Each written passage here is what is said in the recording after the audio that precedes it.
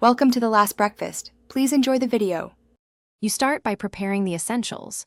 Open the presentation app and locate the charge PPT file. Once done, make sure your device is plugged in so uploads don't fail mid-process. You should sign in with the account tied to the license. If a key file is required, import it now.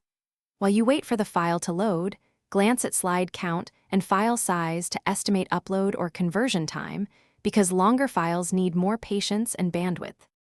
Now you configure the presentation for a charge-focused workflow. Adjust slide size to 16, 9 for modern displays, and apply the master template so headers match. Next, add your charging data, tables, charts, and annotated images, then format labels for clarity.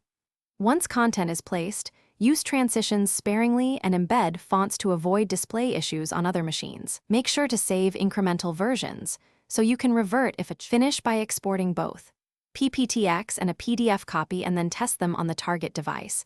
Play all embedded media and follow every hyperlink.